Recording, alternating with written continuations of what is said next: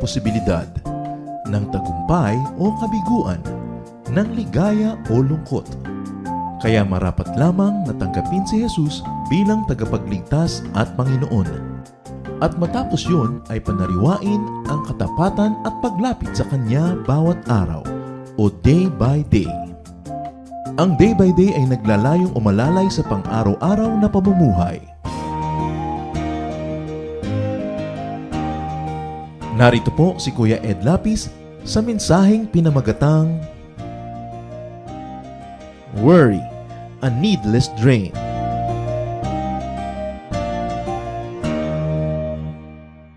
Mark 5:36. Jesus said, "Don't worry, just have faith." Maraming alalahanin ng tao at ito ang nagpapabigat ng pang-araw-araw na buhay. Ang ating pag-aaral, pinamagatan natin, worry, a needless drain. Isang di naman kailangang pasanin, pero nagpapabigat sa buhay, ang pag-aalala. Salamat Panginoon dahil kayo'y Diyos ng kahapon, ngayon at bukas. At dahil yan ang katotohanan, maaari kaming manahimik, magkaroon ng kapayapaan at katiwasayan. Turuan niyo po kami na maunawa ang iyong katuruan tungkol dito at nawa ang iyong kaliwanagan ng siyang maghari sa aming buhay. Palakasin niyo po ang aming katawan, ang aming isip at pananalig at ngayon maghari kayo sa aming puso. Lord, we ask you to be our preacher, our teacher. In the name of Jesus, your Son, we pray with thanksgiving. Matthew 6:25-26, isa sa mga pinakamadalas pag-aralan na bahagi ng Gospels, pero napakakonti ng application sa buhay. Jesus speaks here, "I tell you to not worry about your life. Don't worry about having something to eat, drink, or wear. Isn't life more than food or clothing? Look at the birds in the sky. They don't plant or harvest. They don't even store grains in barns. Yet your Father in heaven takes care of them. Aren't you worth more than birds?" Maraming alalahanin ng tao na ang ending lang naman ay maradalas tungkol sa pera. Natatakot magutom, natatakot na walang ipambili ng pagkain, ibayad sa mga bayarin, natatakot mawala ng trabaho, natatakot din magkasakit dahil baka magastos ang gamutan, magwala ng hanap buhay, natatakot na mabaon sa utang, sumabit sa mga utang dahil baka hindi mabili ang mga kailangan. Maraming panganap-takot tungkol lang talaga sa sikmura. Maraming mga mukha at hugis ito, pero ang ending tungkol lang naman sa mga basic needs, basic necessities. Kakainin, iinumin, panggastos. And the main point of Jesus here is that God provides at least the necessities. Yan ang isang talagang ipinangako. So ang kanyang tunay na itinuturo, do not worry. Do not over-worry to the point that you overthink. Hindi sinasabing do not think about your needs. Pero pag sinasabing do not worry, ibig sabihin lang, do not overthink. Isipin up to a point. Isipin hanggang merong pwedeng magawa ang ating mga kakayanan. Pwede nating mapalitan ang sitwasyon, mabago ito, pero not to the point na isip ka ng isip kahit wala ka namang magagawa para baguhin ang sitwasyon. Do not worry. Do not overthink. Matthew 6:27-30. Can worry make you live longer? Why worry about clothes? Look how the field, how the wildflowers grow. They don't work hard to make their clothes. But I tell you that Solomon, with all his wealth, wasn't as well clothed as one of them. God gives such beauty to everything that grows in the fields, and even though it is here today and thrown into a fire tomorrow, He will surely do even more for you. Why do you have such little faith? Itong pagtuturo na ito ni Jesus ay talagang tamang-tama sa 99.99% of people. Sabi niya, lagi kayo nag-aalala tungkol sa kakainin nyo at iinumin. At dahil ngayon, cash economy na tayo, pwedeng sabihin, lagi kayo nag-aalala tungkol sa pera. Nakikita nyo ang mga ibon, pinapakain ng Diyos, mas mahalaga naman kayo kaysa sa kanila. At lagi kayong nag-aalala, anong isusuot natin? Hindi na lang ngayon basic needs, kundi yung mga anong itsura ko, anong aking image, anong aking packaging, maganda ba o pangit. Hindi na lang basta pagkain, masarap ba o hindi masarap. Yan, bakit kayo nag-iisip ng mga ganyan? Kitang-kita nyo na nga sa paligid yung mga damo, ang gaganda nila kahit hindi sila gumagawa ng tela. Hindi nila dinadamitan ng kanilang sarili. Ang Diyos ang nagdadamit sa kanila, kaya ang gaganda nila.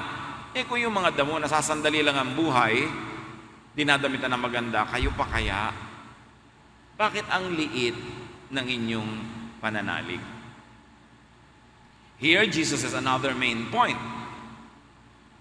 And He says, God also provides the embellishment, the beautification. Hindi lang ibinibigay ni Jesus yung pinaka-kailangan, may dagdag pang ganda at dekorasyon.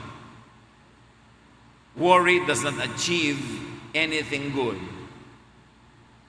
Kung sa una sinabi niya, worry will not put food on your table, worry will not give you the money that you need, neither will worry beautify you.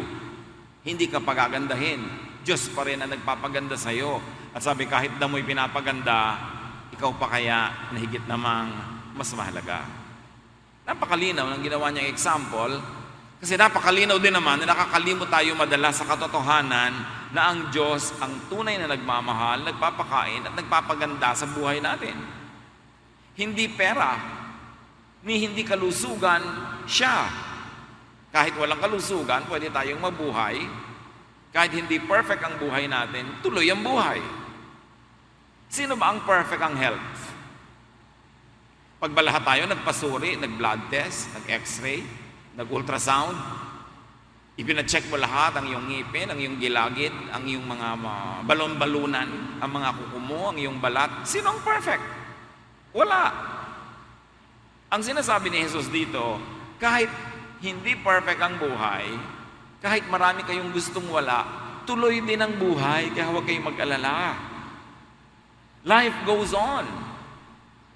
At nakakapagtaka nga yung iba, matagal mo nang inaasahang nailibing, buhay pa pala. Ang tagal-tagal na isang bulate na lang hindi pumipirma sa kanyang death warrant. Naunahan pa yung siyang sa kabilang buhay ng iba. You can never tell. Hindi ko mo ang tao ay walang trabaho, walang hanap buhay, ay wala na siyang future. Ngayon lang yon. Sino makakapagsabi bukas? Hindi ko mo ang tao ay hindi malusog, may sakit, may karamdaman, ay dapat na siyang malungkot ng sobra-sobra. Siyempre, hindi yun nakakatuwa. Pero hindi dapat sobrang ilungkot dahil buhay pa siya. At nakakatiyak ba tayo na mauuna nga siyang sumakabilang buhay kaysa dun sa ang lulusog? Sabi niya, ang kapayapaan, ang katahimikan ng buhay, huwag niyong isalalay, isandal, iasa sa mga bagay. Iasa niyo yun sa Diyos. Diyos ang nakababatid kung ano ang pinakamabuti, kung kailan dapat kang bigyan at anong dapat ibigay sa iyo. Ang iyong buhay ay hawak ng Diyos. Hindi ito nakasalalay sa iyong mga ari-arian, sa iyong trabaho, ni sa iyong kalusugan.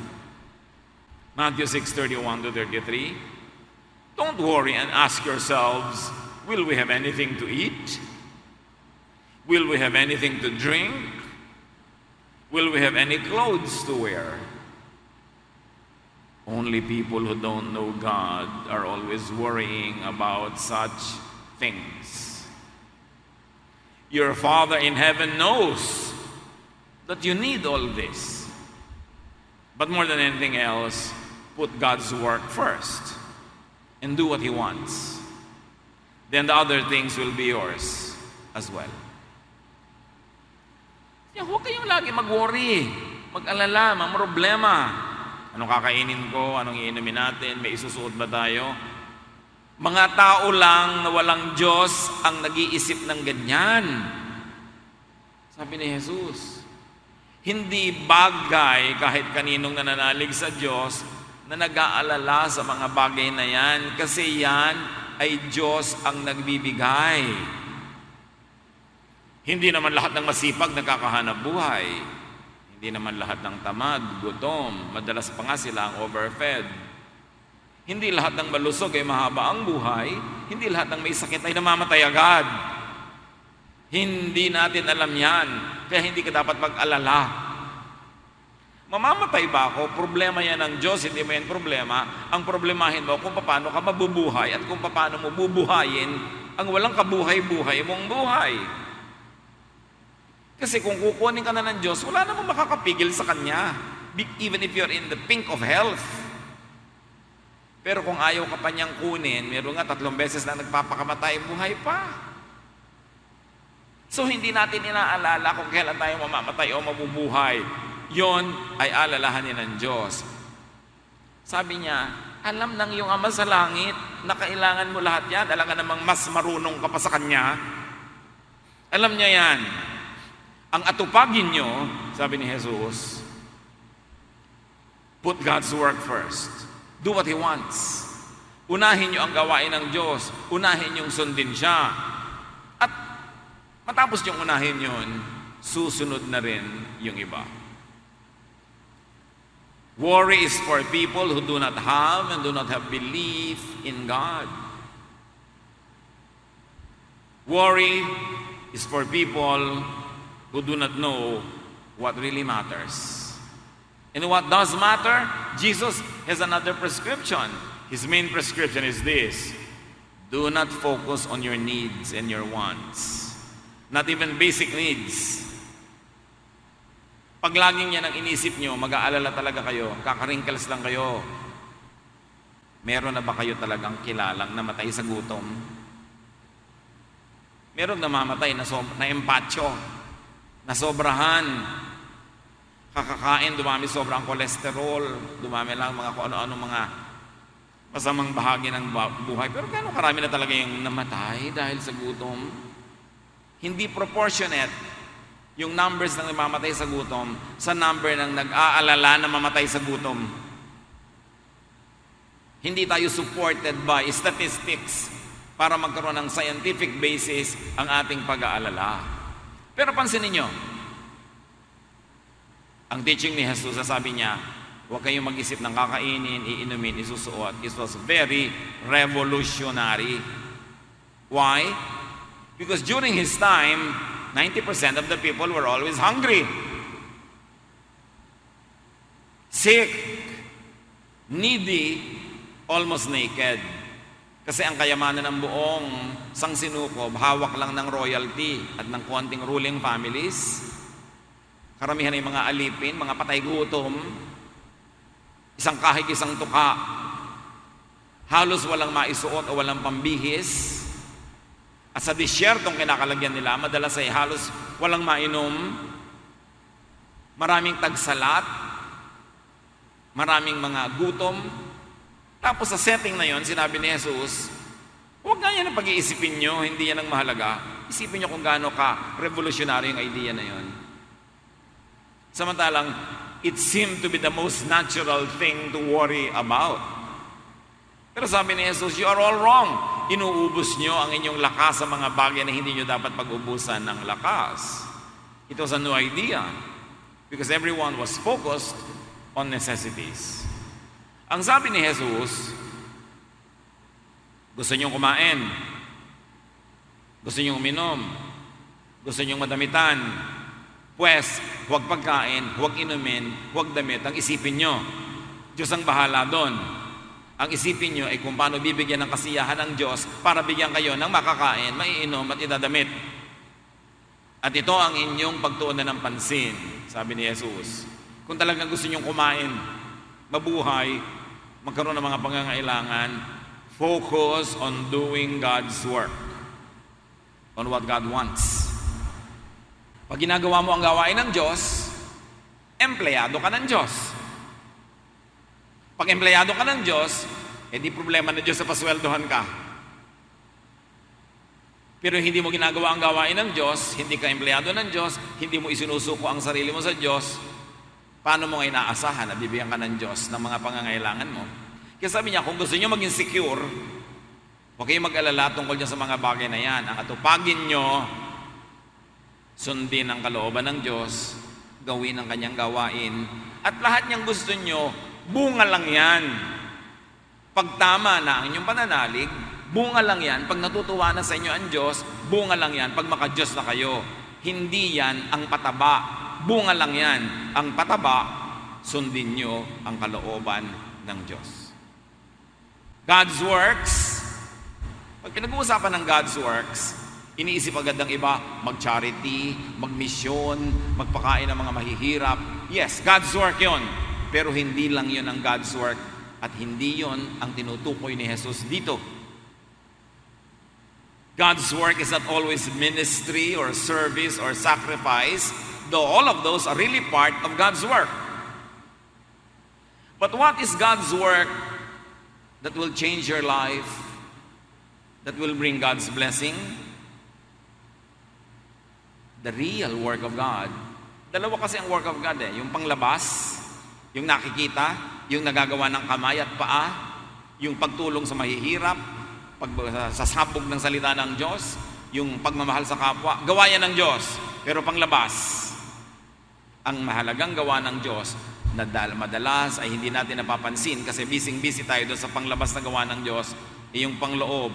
It is the coming, the reign, and the fruition, the fulfillment of God's kingdom in your heart. Remember that God's kingdom is our heart. Pag sinabi natin na palawakin ang kaharian ng Diyos, laging iniisip natin, mag-convert na mga tao, dumami ang mga believers, dumami ang mga charities, dumami ang mga pagtuturo. Yes, that's part of it. But that is the outward kingdom of God. And most of the time, we neglect the inward kingdom of God. At yung paggawa natin sa kalooban ng Diyos, hindi lang sa labas, kundi mas mahalaga sa loob ng ating puso. Doon tayo mapapalinya sa kalooban ng Diyos, doon tayo malalagay sa path of blessings, at doon susunod bilang bunga ang mga pagkain, ang mga inumin, ang mga damit. Ang sinasabi dito ni Jesus, huwag laging panglabas na religiosity ang inyong atupagin, puro pagtitiis, puro pagsasakripisyo. Dahil part yan ng kingdom of God, pero hindi lang yan ang buong kingdom of God. May nakakalimutan kayong kingdom, ang inyong puso, ang inyong isip.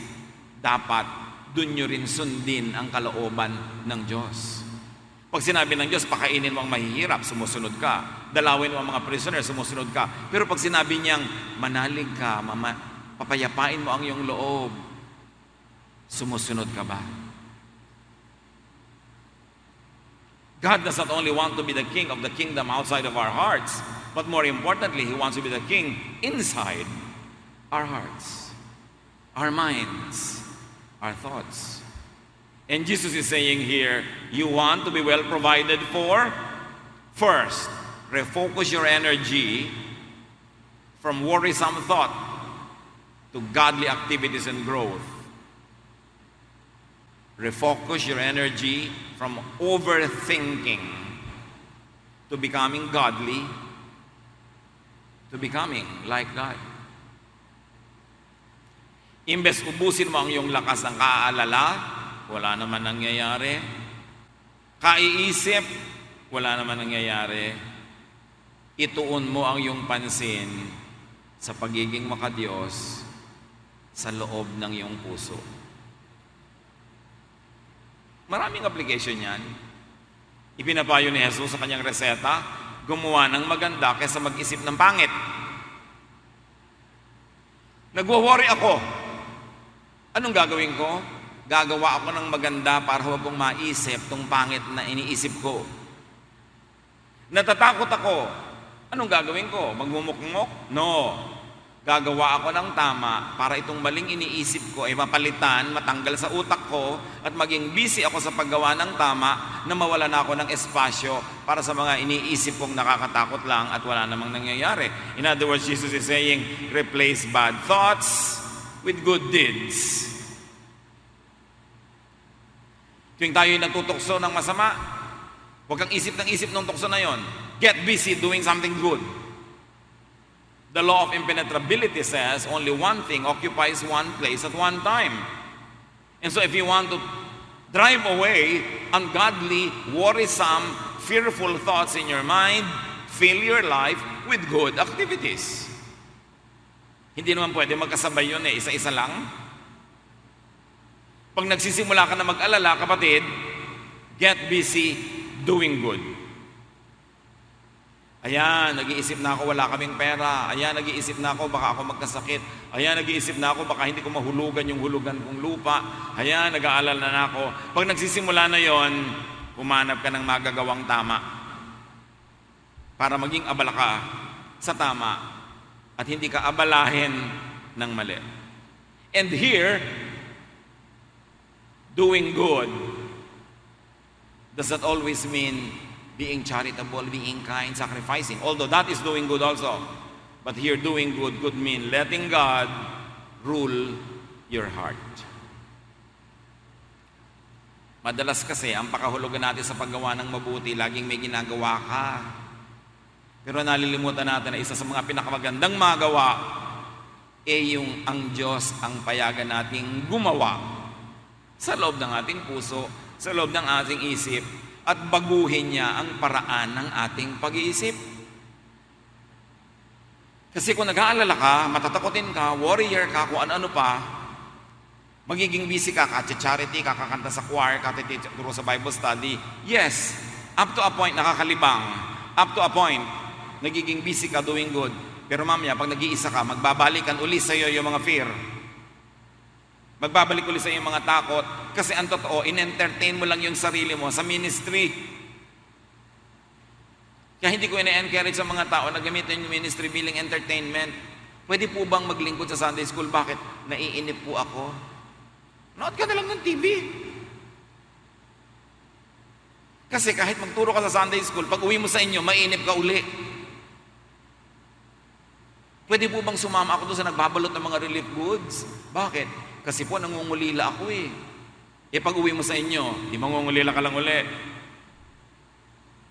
Gusto mo na mawala ang iyong pangungulila, gumawa ka ng mabuti. At ang gagawin mong mabuti, hayaan mong pagharian ng Diyos ang utak mo para maiba ang takbo ng iyong utak. Para hindi ka naiinip, hindi ka nalulungkot, hindi ka nag-aalala. Kaya may ginagawa kang charity o wala. Pero pag ginawa mo yung religious work na entertainment para lang ituon ang pansin mo mula sa yung mga nakakatakot na ideya, maya-maya, pabalik-balik din yun. At magtataka ka, ba't kaya nagsaserve na ako kay Lord, ganito pa rin ako, matatakotin. Nagsaserve na ako, ganito pa rin ako, maalalahan, nag-aalala. Kasi, naghanap ka lang ng libangan. Panglabas lang yung ginagawa mo, hindi pang loob. Dapat ang magbago, yung loob. Bagamat, nakakatulong din na nagbabago yung labas. Pero panandalian at artificial. Maganda yung may ginagawa ka sa labas, tapos may ginagawa ka rin sa loob. Pinapalitan mo ang paraan ng iyong pag-iisip. Kaya kung minsan nakakantsawan ka, ganyan ba ang Christian? Ang tagal-tagal mo na nagba-Bible, ang laki-laki ng Bible mong hawak, ganyan pa rin ugali mo. Hindi naman kasi nagpalitan pag-iisip ko napalitan lang yung schedule ko, mami. Ganun ang katotohanan. Kaya yung mga barumbadong anak, kahit nagka-camping, Christian ka, barumbado pa rin. Kasi nagkaroon lang siya ng good activity, pero hindi napalitan ng thought. So sisingit at sisingit, babalik at babalik din yun. Kaya madalas tayong nakakantsawan ng iba. Ang tagal-tagal mo na sa church, ganyan ka pa rin. Paano? Naglibang lang naman ako doon. Ginawa ko ang sarili kong busy katatrabaho, thinking, nakatatrabaho ko, paghihimalaan ako ng Diyos. No. Ang paghihimalaan ng Diyos na gaganap, nagpalit ka na ng pag-iisip. Hindi sa pagpapalit lang ng activity. Pagkamat yung pagpapalit ng activity, nakakatulong yon. It can put you in the right path para yung isip mo sumunod na magbago. Pero kahit nagasgasin mo ang tuhod mo kaluluhod, kahit magtatalon ka na hanggang kisa may kadadasal at kalulundag kang kawa-worship, kahit na paggurin mo ang sarili mo sa lahat ng ministry, pag hindi ka nagbago sa loob ng iyong puso, walang katuturan. Because the real kingdom of God is inside the heart. At ang tunay na godly activity, hindi lang yung panglabas na charity and service, kundi yung pagsusuko ng paraan ng pag-iisip para sumunod ito sa pag-iisip ni Jesus. Kaya sabi niya sa Matthew 6:34, don't worry about tomorrow. It will take care of itself. You have enough to worry about today. Gaano karaming Kristiyano, kahit Sunday school principal, o teacher, o pastor, o singer, ang hindi nag-aalala tungkol bukas. Therefore, hindi tinatablan. Busy lang sa ministry, pero ang puso, takot pa rin at nag-aalala, hindi pa busy sa tunay na work of God. Because the work of God is outside, yes, but the more important work of God is inside the heart. So retrain your sight from the future, which is unmanageable, to the very present, here and now, which is manageable. Yan ang payo ni Jesus. Iniisip mo yung bukas. Bakit? Nandun ka na ba? Wala pa po.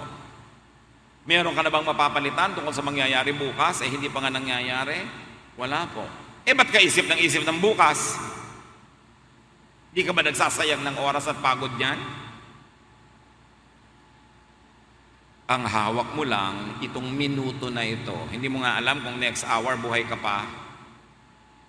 Ang hawak mo lang, itong minuto, segundo na ito. Ito ang pwede mong baguhin. Ito ang pwede mong i-influence. Dito ka mag-operate. Do not operate on the past. Pag sobrang ka sentimental, wala kang iniisip kundi yung past, malulungkot ka lang. Nakakalungkot ang nakaraan. Nakakatakot ang kinabukasan. Yung isip ng nakaraan, malulungkot. Yung isip ng kinabukasan, matatakot. Kaya sabi ni Jesus, ang atupagin mo, yun lang ngayon. Wala ka bang makakain ngayon? Meron naman po. O yun pala. Hubad ka ba ngayon? Meron naman pong damit. Yun pala. Pag nauhaw ka talaga ngayon, may mainom ka, meron naman po. O ano problema mo? Yun pong bukas. Bukas mo na problemahin yon. Alam nga naman, yung iinumin mo bukas, ibigay na sa iyo ngayon. Yung iinumin mo next week, ibigay na sa iyo ngayon. Alam nyo kung ano mangyayari? Malulunod kayo. Pag ininom nyo sabay-sabay, yung lahat ng iinumin nyo dapat sa future pa lang. At ganun ang nangyayari sa mga matatakutin, nalulunod. Kaya ang dapat disiplinahin, ang isip. Pag heto lumulubog na naman ang araw, naaalala mo lahat ng mga mahal mo sa buhay na namatay, malulungkot ka talaga. Sundan mo na, magpalibing ka na, sige na, para magkasama-sama na kayo. Ayaw mo naman, tigilan mo na kaiisip. Pag kumakatok na sa utak mo yung mga lungkot, mga alaala, gunita of the good old days mo, lumayas ka dyan, tapos ka na. Pagka kumakatok sa iyo yung bukas, ano kakainin mo bukas? Magbabayad ka ng Meralco next week. Ganyan. Next week pa yun, umalis ka dyan. Ang gagawin ko ngayon, maghahanap buhay ako ng kaya kong gawin. Mag-iipon ako ng kaya kong ipunin. Mag-enjoy ako ng kaya kong enjoyin. Because God's blessing for today is enough for today. But if you divided God's blessing for today between your needs today and your needs tomorrow, it will never be enough. Because your needs for tomorrow will get from God the supply tomorrow. Ngayon, kung yung lakas ng loob mo ngayon, hahatiin mo pa sa ngayon at sa nakaraan na, kulang na naman. Kaya ang tao, laging kulang, they don't focus on the here and now. Kahit yung mga nagkaroon ng bagong boyfriend, ang saya-saya sa simula, kasi present lang siya. Nung nakalkal mo na sa Facebook yung mga dati niyang post, nalaman mo yung dati niyang girlfriend, lumulungkot ka na. Tapos na nga yun ikaw nga ang present. Kaya nga ang tawag doon, X. Bakit pati X, hinuhukay mo pa? Lulungkot ka. Tapos nakita mo lang na may makakasama siya sa outing next week ng company nila, nagsisimula ka na magselos. Wala pang nangyayari. 99% of your worries are only in your imagination. Kaya sabi niya, don't worry. Philippians 4:6-7. Don't worry about anything, but pray about everything. With thankful hearts, offer up your prayers and requests to God. Then, because you belong to Christ Jesus, God will bless you with peace. that no one can completely understand. And this peace will control the way you think and feel. So you see, it's a mental process. Religiosity is concerned about activities. Spirituality is concerned about thoughts. Ang relihiyoso, maraming ginagawa yung katawan. Gumagapang, tumatalo, naglilingkod, kung ano-ano, yumuyuko. Pero ang espiritual, sa isip, umaandar ang lahat. Nilulupig, ginagapi niya ang mga negative thoughts. Pinagtatagumpay niya at pinananaig ang mga positive thoughts. Dahil ang utak natin ang tunay na trono ng Diyos. Pero pag ang pinaupo mo doon si Satanas, ang nagiging bunga sa utak mo, takot, pag-aalala, pangamba, selos, lahat na. Kaya sabi ni Jesus, hayaan mong ako ang maghari sa iyong puso. Sabi ng Philippians, gusto mo mag-alala, libangan mo mag-alala, huwag na lang, manalangin ka na lang. Ganon din naman yun eh. Mag-aalala ka, manalangin ka na lang. At ang panalangin mo, mapagpasalamat ka. Mag-roll call ka ng mga blessings sa buhay mo. At iparating mo sa Diyos ang iyong mga kahilingan, hindi dahil hindi niya alam, dahil alam na niya yun, just to make yourself feel good, na nasabi mo, naihinga mo, pero kahit hindi mo sabihin, alam na niya yun. Do not pray to inform God. Kaya maraming prayer, therapeutic lang. You feel good. It's for your consumption. It's not for God's information.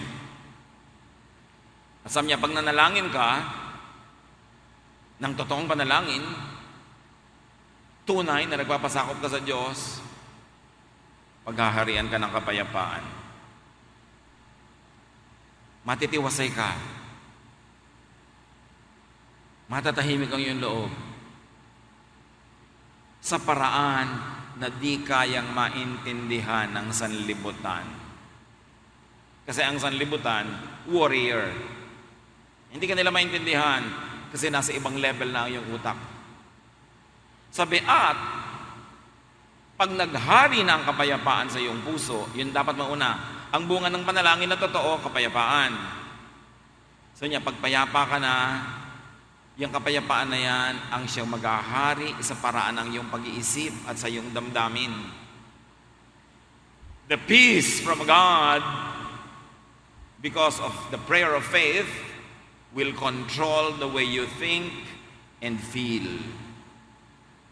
So pray instead of worry. Yung natutokso ka na mag-alala, magdasal ka. And be thankful instead of worried. So imbes na isa-isahin mo ang iyong mga pangangailangan na nakakatakot, isa-isahin mong pasalamatan ang lahat ng naging pangangailangan mo na ibinigay naman ng Diyos, kaya buhay ka pa nga ngayon. Imbes nagre-reklamo yung utak mo, palitan mo ng pagpapasalamat. Imbes nagtatanong, lagyan mo ng exclamation mark ng thank you Lord. Kailangan ko po ng tubig. Ay, hindi pala yun. Lord, alam nyo na nga palang kailangan ko ng tubig. Lord, salamat po sa balde-balde, drum-drum, dam-dam na tubig na nainom ko na mula noon hanggang ngayon. Pag naalala mo ang lahat ng kabutihan sa iyo ng Diyos, lalakasan yung pananalig na naging mabuti siya noon, magiging mabuti pa rin siya bukas, matatahimik ka. Yung Lord, wala po akong sapatos na pula. Ay, Lord, salamat po pala dahil narigyan ako ng sapatos na red, orange, green, indigo, blue, violet, rainbow na pala ang mga naging shoes mo noon. Wala ka lang ngayon ang gusto mong style, yun ang pinofocus mo, kaya ka nagre-reklamo sa buhay. Ipagpasalamat mo nga na meron kang paa. Ay, wala nga pala akong sapatos, pero may paa naman ako. Thank you, Lord. Kaya pagka tayo nag-aalala, ang una mong gawin, manalangin ka at isa-isahin mo ang lahat ng dapat mong ipagpasalamat sa Diyos. At sa haba nakatulog ka na lang, nakalimutan mo na mag-alala. Alam niyo kung anong tunay na magandang gawin? Pag may takot, pag may alalahanin, just survive the moment. Just survive the minute. Patalsikin mo yung negative idea, punuin mo ng positive. Mamaya, wala na yun. Iba na yung mood mo. Tapos na. Kailangan mo lang makalampas. Pero pag may negative idea ka, may takot, tapos in-entertain mo pa, dinagdagan mo pa ng drama, lalo ka pa nagreklamo sa Diyos, lalong lulubog ang iyong kalagayan. So it's all in your mind. That's why you have to control your mind. The true work of God, half lang yung mga panglabas ng mga charity, kindness, ministry. The true work of God that we should allow Him to do and we should cooperate in making Him do is to change our mind. And God will bless you with peace. Sabi ng Philippians, not with your specified solution or answer to your worry. Diba sabi, and God will give you peace? Hindi naman sinabi, and God will give you what you ask for eh. Pag nanalangin ka ng may pananalig, bibigyan ka ng kapayapaan. Hindi sinabing ibibigay sa iyo yung hinihingi mo. Ang ibibigay sa iyo, higit doon, kapayapaan. Because a prayer of faith will bring peace to your mind. At pagpayapa na yung utak mo, kaya dumating o hindi yung sapatos, yung kotse, yung pera, payapa na yung utak mo, okay ka na. Pero kahit dumating yung sapatos, pera, kotse, hindi nun payapa yung utak mo, hindi ka pa rin okay nun. Kaya ang mahalaga, our state of mind. God will bless you with a change of mind and heart, not of a change of situation. Ang dapat nating hingin sa Diyos at payagan ng Diyos na gawin, yung mapalitan, hindi yung ating kalagayan, kundi mapalitan ng ating pag-iisip. Kahit nakakulong ka sa loob ng isang preso, kung malaya ang espiritu mo, hindi mo yun mararamdaman. Pero kahit ang laya-laya ng katawan mo, pero nakakulong ang iyong espiritu, isa kang bilanggo. At maraming bilangguan ng isip. Ang dami-dami mga tao, kahit nagapangan ng isip, ng ipis, tirahan ng ipis ang kanilang mga tenga, gapangan ng buhok, bali wala lang. Pero meron takot na takot. The same ipis, magkakaibang tao, ibang effect. Kasi yung takot, prisoner yon. Ano mga kinakatakutan natin? Yun ang ating mga kulungan. Itatanong mo, bakit takot na takot ako sa ipis? Yung kapatid ko hindi. Naupa na nga niya, napisa na yung ipis, hindi pa niya napansin. Bakit siya tahimik, ako hindi tahimik? Kasi natatakot ka. Paano ka matatahimik? Ipanalangin mo mawala ang ipis sa planeta. Imposible yun. Ang ipanalangin mo, mawala yung takot mo. Baguhin mo ang iyong isip kaysa baguhin mo ang mundo.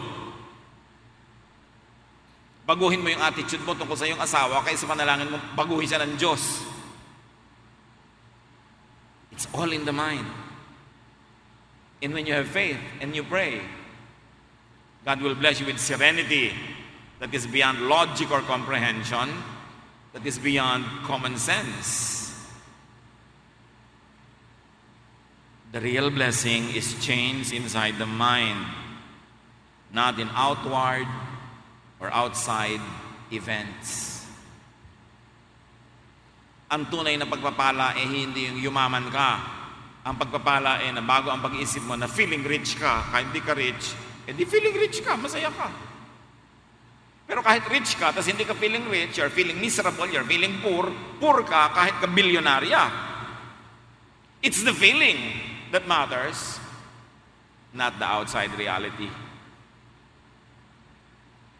Kahit ang bahay mo, palasyo, hindi ka nasisyahan, miserable pa rin ang feeling mo. Yung nakatira sa simpleng bahay na nasisyahan, mas maganda ang pakiramdam noon kaysa doon sa hindi maganda ang pakiramdam na mayaman. Pero kung mayaman ka na, tapos maganda pa yung kalooban mo, di doble blessing. Kaya yung mga mayayaman na, pinayaman na ng Diyos, binigyan na ng kagandahan, binigyan ng kasikatan, ng kapangyarihan at ng pera, tapos hindi pa rin kayo kontento, mahiya-hiya naman kayo sa Diyos. Binigyan ka na ng maraming pera pa rin ang worry mo. Ba't hindi ka na lang magpa-facial grafting at palagyan mo ng peso o dollar sign ang iyong mukha kasi mukha ka ang pera. May pera ka, tapos pera pa rin yung worry mo, nakakahiya na yan. May asawa ka na, may pamilya ka na, may anak ka na, ang lungkot-lungkot mo pa rin sa buhay. Yung iba nga, ulilang lubos, walang pamilya, walang asawa, walang anak. Ikaw, ang dami-dami mo ng mga tao sa paligid mo, puro ka pa rin reklamo. Nakakahiya na yan. Umasenso ka na, naiinggit ka pa doon sa mas mataas sa'yo. Mali na yan. Hindi yung mga bagay sa labas ng ating puso ang mahalaga, kundi yung mga iniisip natin sa loob ng ating utak.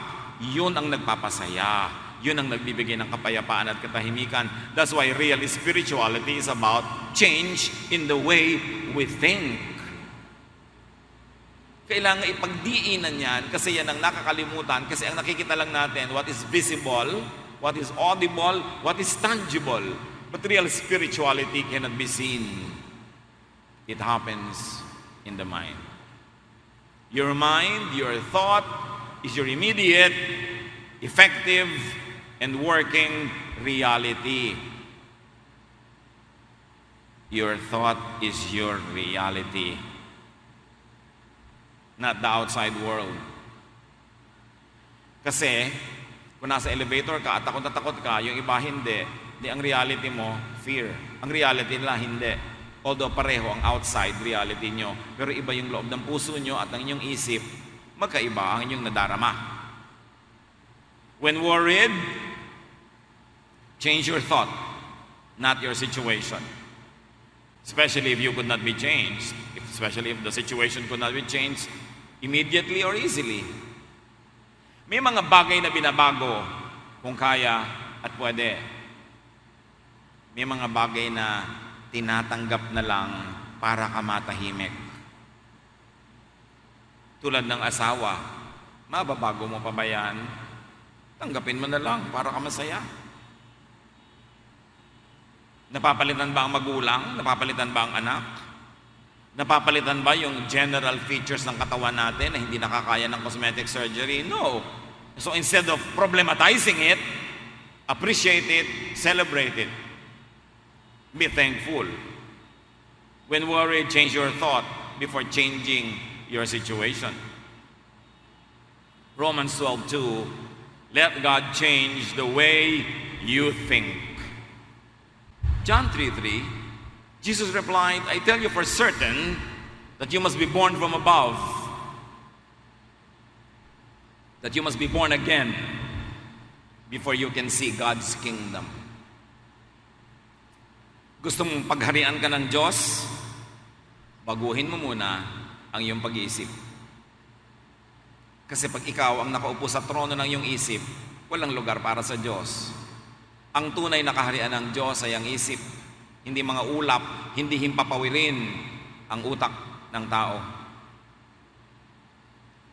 Sabi niya, gusto mong makita ang kaharian? Gusto mong maranasan ang paghahari ng Diyos? Ang kapayapaan, ang katahimikan, ang kasiyahan, kagalakan?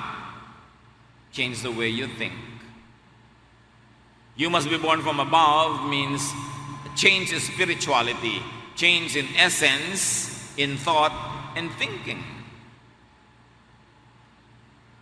You must be born from above before you could see God's kingdom. And God's kingdom is to be filled and ruled by God, to enjoy God's peace and rest. In-oversimplify kasi Pumikit ka, tanggapin mo si Jesus. Humingi ka ng tawad sa imang kasalanan. Save ka na. Wow! Nasa kingdom of God ka na. Yes, there is truth in that. But that is not the complete truth. Because the kingdom of God is not only just about afterlife or about eternal life. The kingdom of God is also about life here and now. Hindi nadadaan nyo sa formula na pumikit ka at tanggapin mo siya. Kailangan merong ongoing process, pagpapalit ng pag-iisip. Para yung kaharian ng Diyos, lubos na paghari sa sarili mong utak. Kaya sabi ni Jesus sa Luke 17:21, there is no use saying, look, here it is, or look, there it is, about God's kingdom. God's kingdom is here with you. God's kingdom is in your hearts. It's in your thoughts, in your mind. Hindi sa impapawid, hindi sa ere, but sa utak. So do not overthink, do not overworry, and do not fear. Kasi walang mabuting ibubunga. Yung mga kilala nyo na lagi nag-aalala, nalutas na ba ang mga inaalala nila?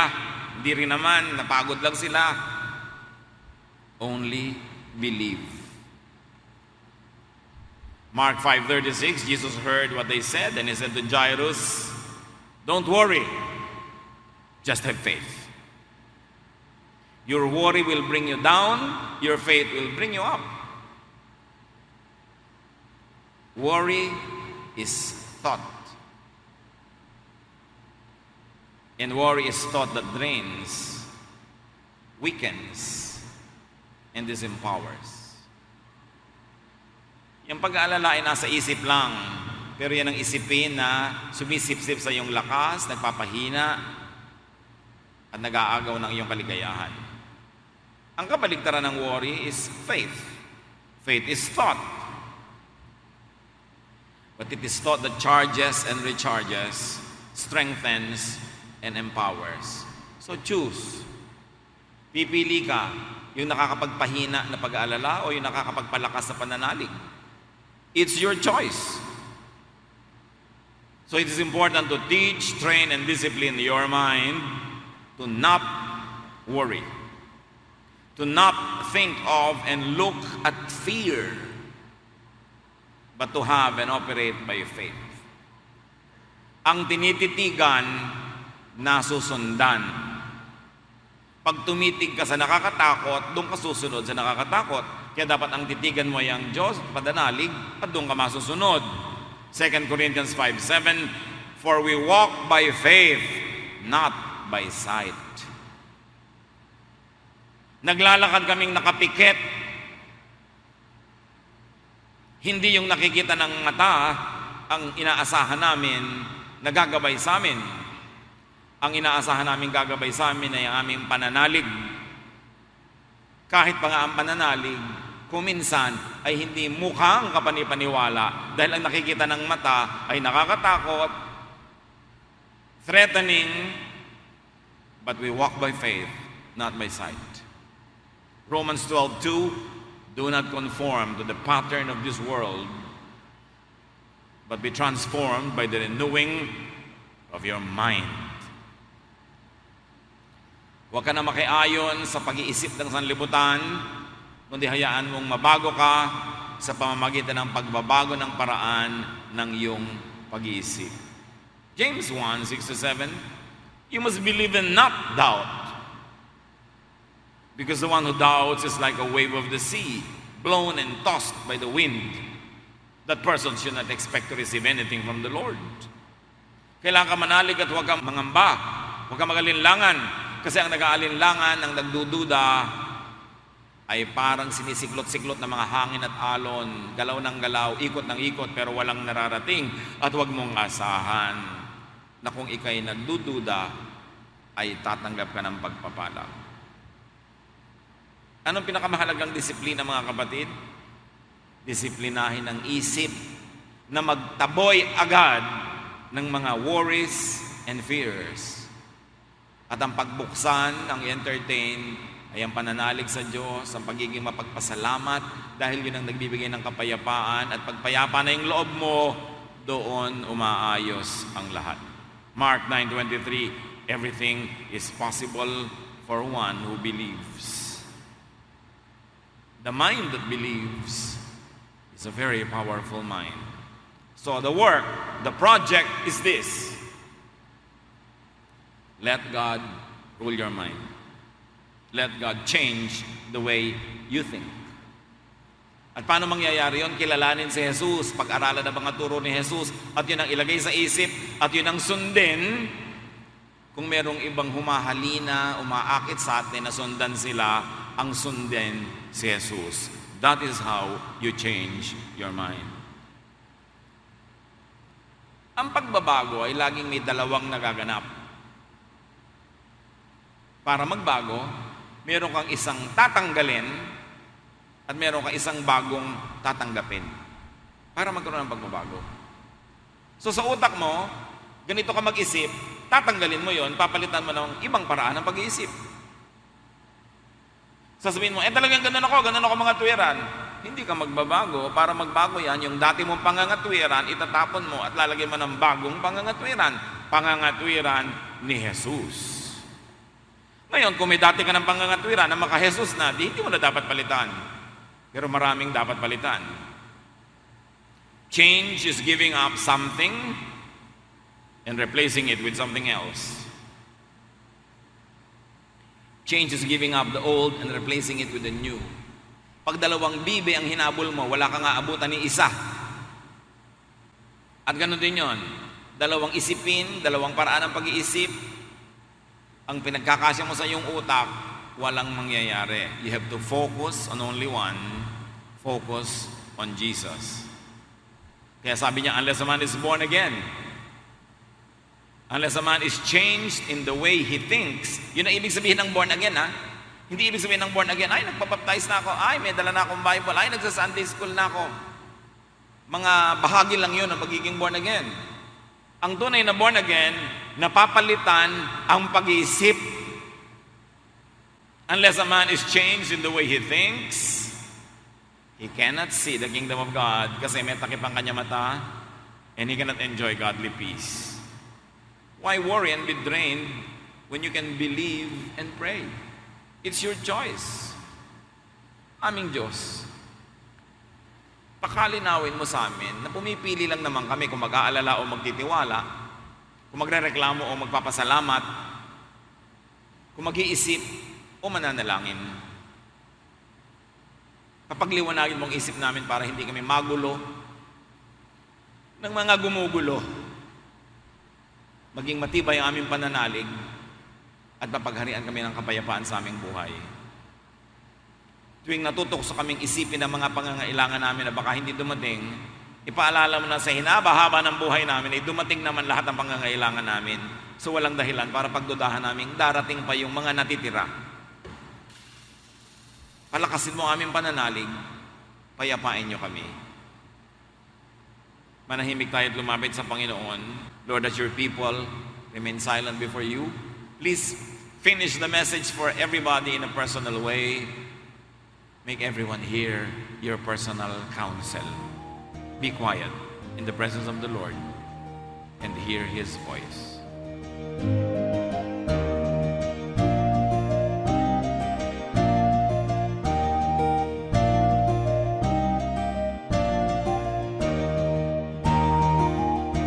Ang katatapos pong mensahe ni Kuya Ed Lapid ay pinamagatang Worry, a Needless Drain.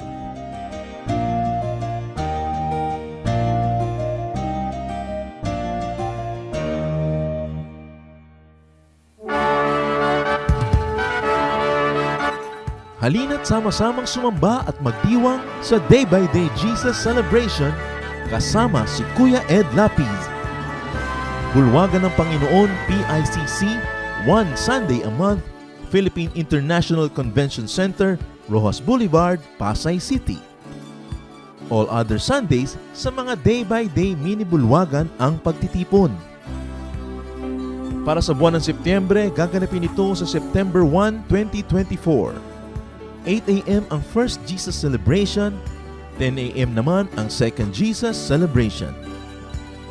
Para sa iba pang detalye, bisitahin ang ating official Facebook page, Day by Day Friends.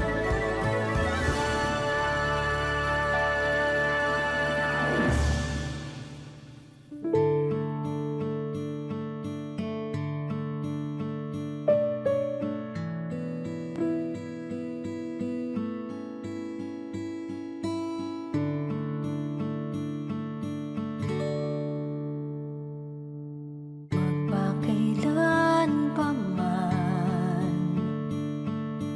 magpakailan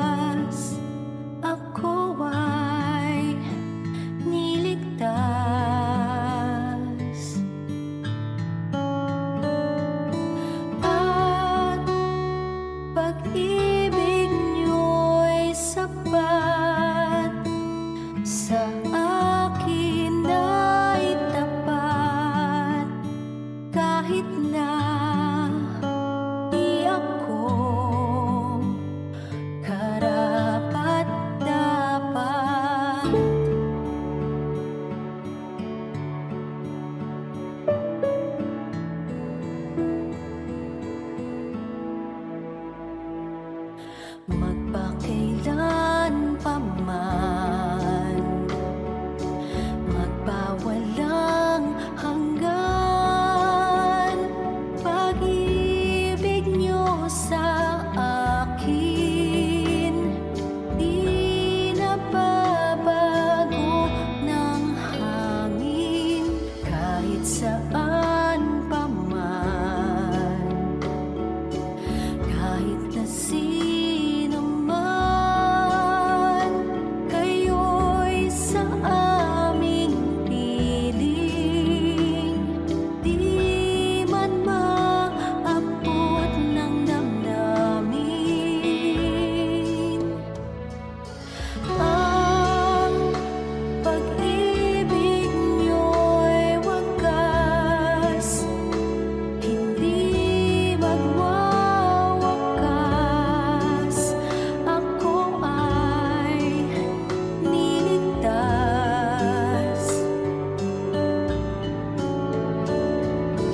Ang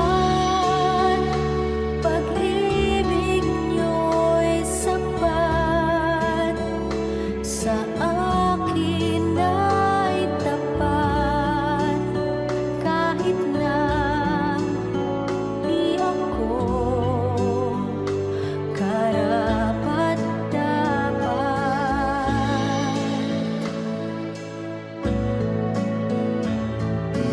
Tanging sa'yo aasa, lalapit ang magpupuno ng kulang sa lahat ng oras.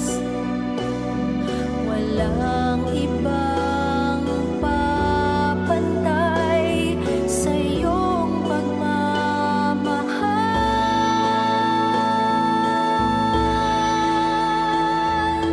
Ang pag-ibig niyo'y wagas, hindi magwawakas.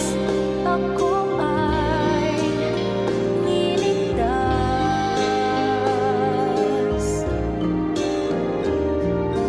At pag-ibig niyo'y sapat, sa akin ay tapat, kahit na di ako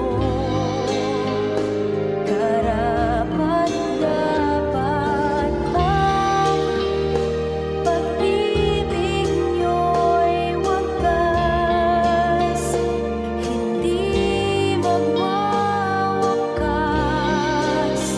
Ako ay niligtas.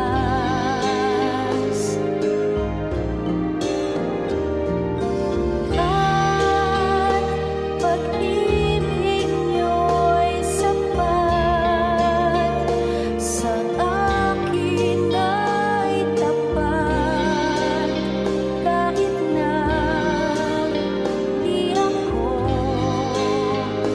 karapat-dapat. Ang pag-ibig niyo'y wagas, hindi magwawakas. Ako ay niligtas.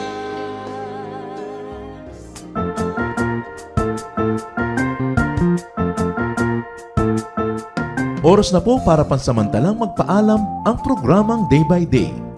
Tayo po'y magsama-sama tuwing ika-6 hanggang ika-7 ng umaga, araw-araw. Magandang umaga po at mabuhay ang Panginoong Hesus!